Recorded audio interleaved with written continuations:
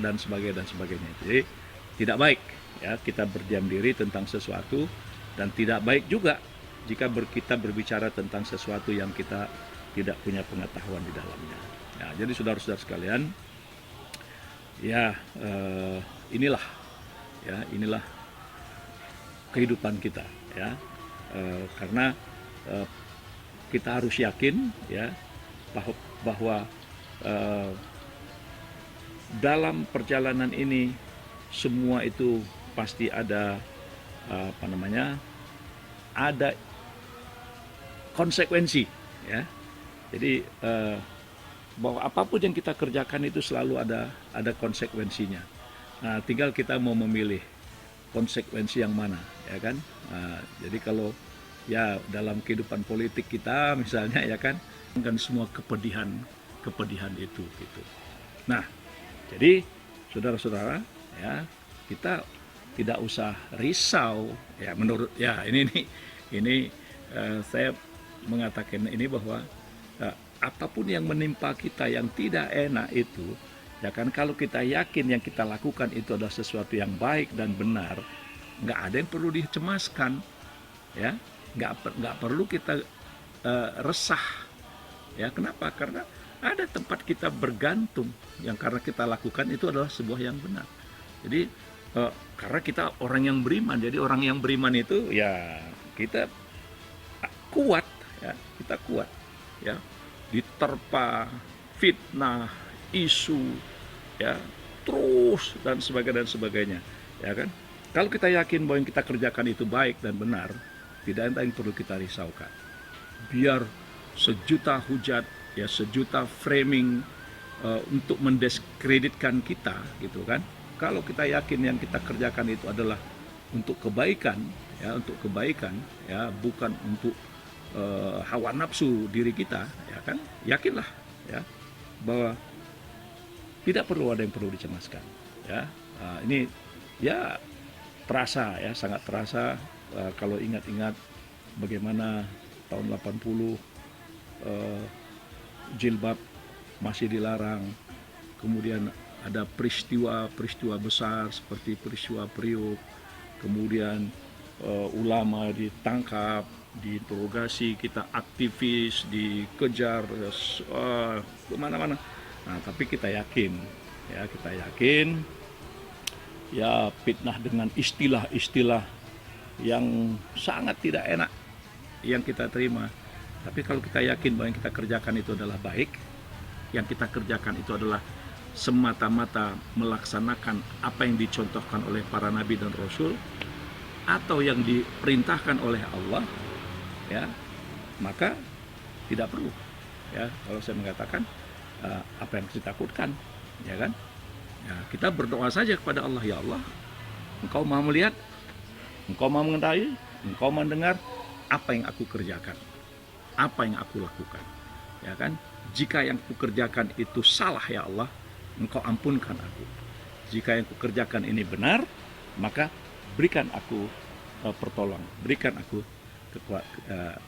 kekuatan. Jadi kalau kita cemas dan gelisah akan sesuatu, maka marilah kita hadapi ya, marilah kita hadapi semua kecemasan, kegelisahan, kerisauan itu dengan semakin larut ya, dengan semakin larut bersama-sama dengan Allah gitu ya. Nah, itu implementasinya bisa macam-macam. Kita bisa memperbanyak sholat sunnah kita ya kan, bisa juga dengan melakukan introspeksi diri, muhasabah, dengan beristighfar, atau kita perbanyak membaca nama-nama Allah yang terindah, Asmaul Husna. Nah, jadi insya Allah dengan begitu nggak ada yang kita takutin ya, karena kita yakin yang kita kerjakan adalah sesuatu yang memang baik ya, sesuatu yang benar. Jadi kenapa kita harus risau? Nah, jadi saudara-saudara sekalian,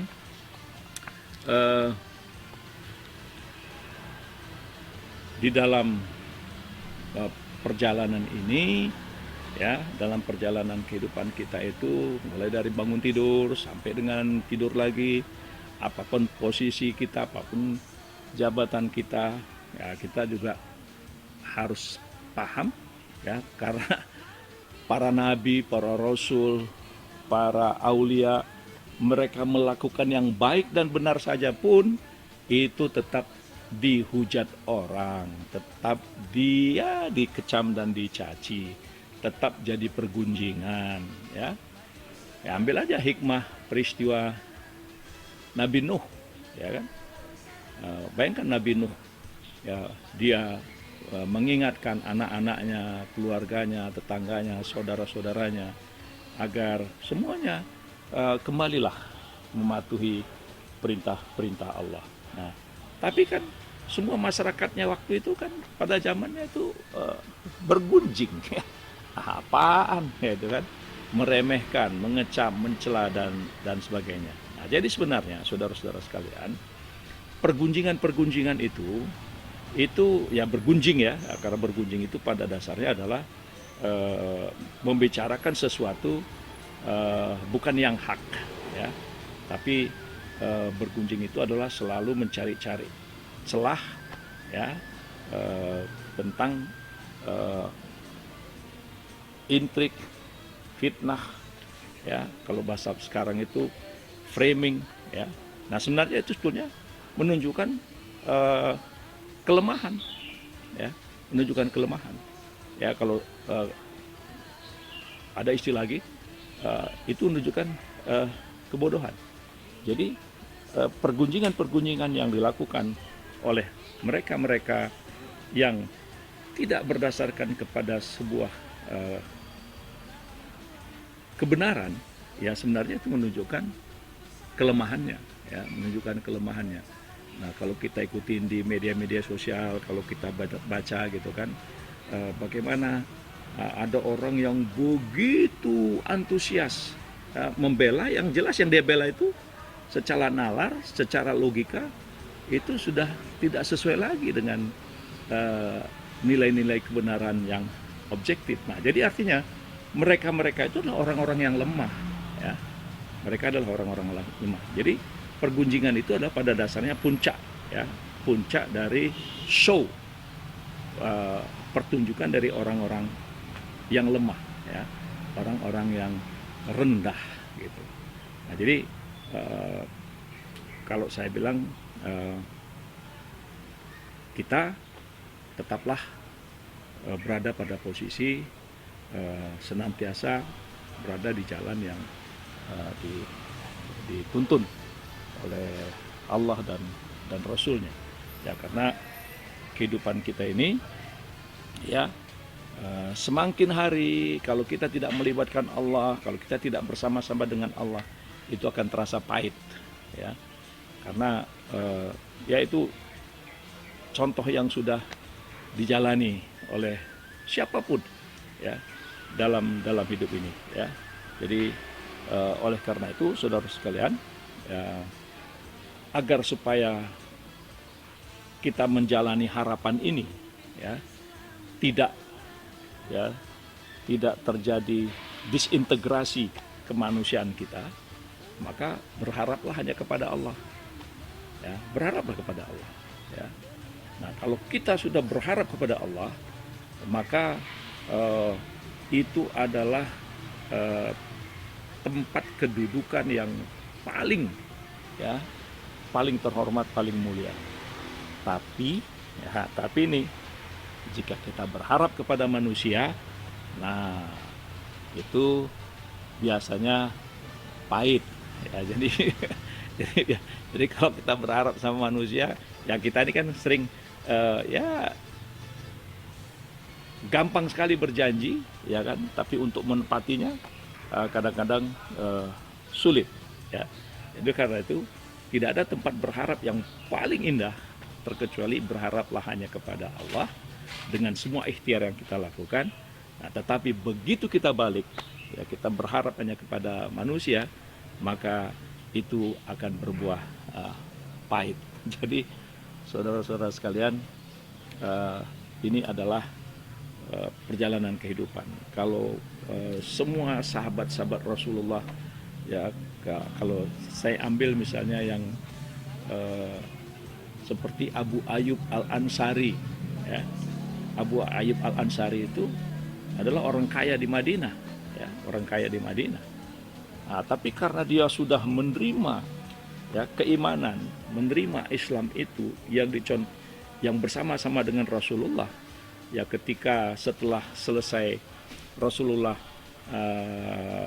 membebaskan Mekah dan kembali ke Madinah, maka sahabat-sahabat itu bertanya, setelah Madinah ini mana ya Rasulullah? Nah, maka Rasul mengatakan, menyebutkan Parsi, menyebutkan Rum, ya kan? Dan kemudian menyebutkan juga kata-kata Konstantin. Nah, menarik itu. Nah, lalu Abu Ayyub Al-Ansari mengambil pilihan dia ke wilayah Konstantin. Nah, bayangkan impian dan harapan, ya, kepahitan yang dihadapin oleh Abu Ayyub Al-Ansari, ya, dengan seluruh yang dia miliki, ya, dia serahkan, ya, untuk bagaimana sampai ke Konstantin. Nah, ternyata Konstantinopel itu bisa menjadi wilayah Muslim itu setelah perjalanan kehidupan silih berganti, ya, merasakan semuanya, ya, tentang apa yang diinginkan.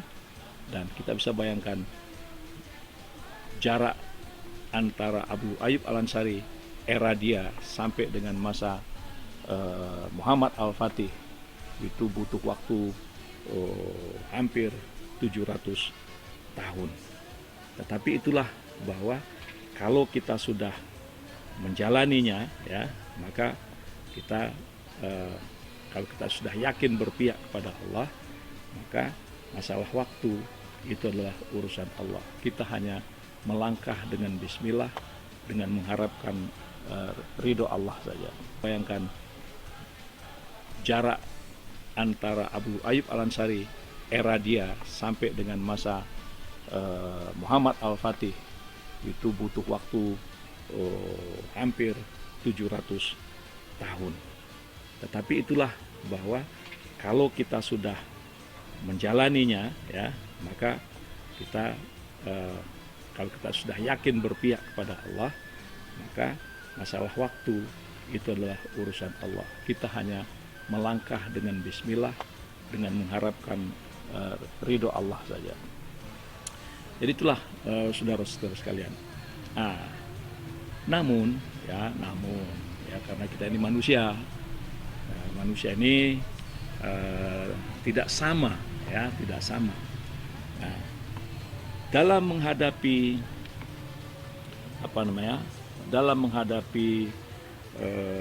suasana-suasana, ya, memang ada kalanya kita disuruh untuk menahan diri, ya, menahan diri dalam arti kata bagaimana kita ya, kalau dalam suasana berorganisasi lah, atau kita dalam suasana berjamaah, ya, ada waktunya kita itu berdiam, mendengar, ya, tapi ada waktunya juga kita diminta untuk berbicara. Nah, jadi ini juga masalah kearifan, ya.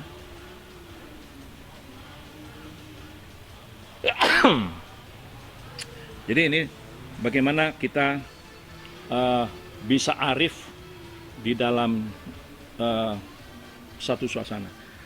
Saya kira ada contoh yang indah sekali ketika Rasulullah itu berhadapan dengan kelompok-kelompok Abu Jahal, Abu Lahab. Ada kalanya Rasulullah itu ketika kaum-kaum Abu Jahal, Abu Lahab itu mereka mencecer, menista Rasulullah, kemudian membuat suasana yang tidak harmonis, Rasulullah itu diam dia biarkan, karena dia tidak mau terlibat pada perbuatan yang sia-sia. Nah, jadi ada kalanya juga, jadi saudara-saudara, ada kalanya kita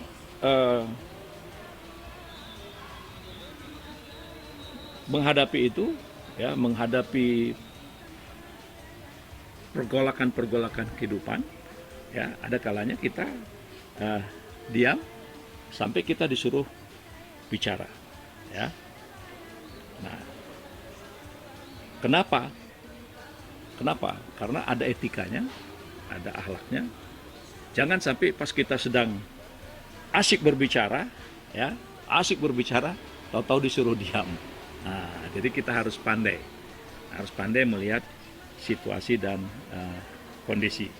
Nah, ini perlu, ya, ini perlu kepada kita semua, terutama para kawan-kawan, teman-teman yang asyik, ya, yang asyik sedang mendapat populari, perlu, ya, ini perlu kepada kita semua, terutama para kawan-kawan, teman-teman yang asyik, ya, yang asyik sedang mendapat popularitas, ya.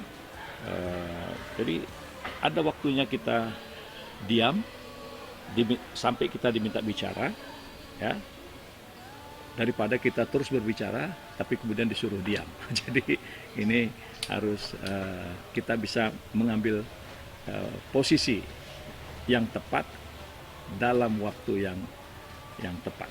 Nah, jadi ini sebagai sebuah sebagai sebuah sinyal, ya, sebuah sinyal bagaimana kita bisa secara terus-menerus, ya, mengingatkan diri kita sendiri, keluarga, anak-anak, atau tetangga-tetangga kita, atau umat kita, ya, karena umat yang terbaik itu adalah kuntum khairu ummatin ukhrijat linnas ta'muruna bil ma'ruf wa tanhauna 'anil munkar wa tu'minuna billah. Jadi bagaimana kita dengan keimanan itu bisa membangun umat yang terbaik, ya. Jadi membangun umat terbaik. Nah, jadi itu satu